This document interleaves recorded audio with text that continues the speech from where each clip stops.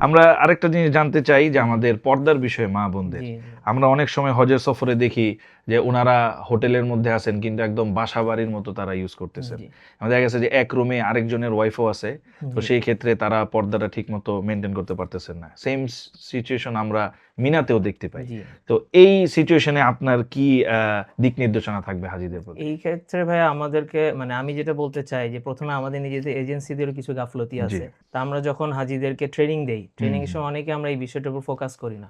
এমনিতেও জিনিসটা একটা মানে কার্টিসি বা প্রাইভেসি মেইনটেইন করা যেটাই বলেন সেটা তো আমরা করি। বাট এখানে এসে কেন যেন সবাই বেখেয়াল হয়ে যায়। রাইট। তো এইটা আমাদেরকে যখন আমরা এজেন্সিটা ট্রেনিং করাবো, হুম হুম বারবার এটা বলা দরকার যে পর্দার বিষয়টা। হুম হুম যে এটা যদি আমরা তাদেরকে বারবার না বলি, অনেক সময় এটা খেয়াল করতে হুম পারে না। হুম তো আমার হুম কাছে যেটা মনে হয় যে আমাদের যেটা মানে ট্রেনিং এর সময় বারবার বলা দরকার এটা আমরা বলি না। রাইট, তো আমরা এটা বেশি, বেশি বলবো, বলা বলার উচিত। চেষ্টা করব। পাশাপাশি এইখানে আসার পরও যে অনেক সময় আমরা দেখা যায় সব এজেন্সি এটা করে যে ২ দিন ৩ দিন পরে ট্রেনিং করে।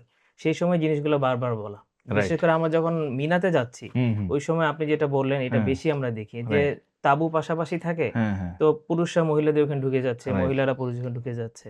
আর আরেকটা বিষয় হলো মানে মহিলাদের যে তাঁবুটা, হ্যাঁ, হ্যাঁ। ওইখানে গরমের কারণে অনেক সময় দেখা রাইট। যায় মহিলারা তাদের স্বাভাবিক পোশাকে জামা-কাপড় চলে হ্যাঁ, আসে। হ্যাঁ, স্বাভাবিক চলে তো যাবে। ওই অবস্থায় মানে আবার যখন ওয়াশরুমে যান, ওয়াশরুমে দেখা যায় স্বাভাবিক পোশাকে চলে চলে যান। যাচ্ছেন। যেটার কারণে পুরুষদেরও নজরের হেফাজতে হুম, হুম, সমস্যা হয়। হুম, হুম। তো আমার কাছে যেটা মনে হয় ১ নম্বর হইলো মহিলারা যতটুকু সম্ভব নিজেদের পর্দা মেইনটেইন করা।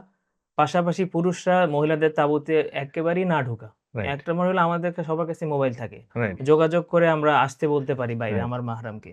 আর অন্তত গেটের কাছে যেয়ে ডাক দিতে পারি। কিন্তু রাইট। ডিরেক্টলি আমরা ঢুকে যাই, কথা হ্যাঁ, বলি। হ্যাঁ। এটা আসলে মানে খুবই কষ্টদায়ক একটা হজের বিষয়। মতো জায়গায় এহরাম অবস্থায় এটা এরকম তো খুবই অবস্থায় একটা পর্দা মারাত্মক নষ্ট হয়ে বিষয় যাচ্ছে। আরকি। জি। জি। জাযাকাল্লাহ খাইরান।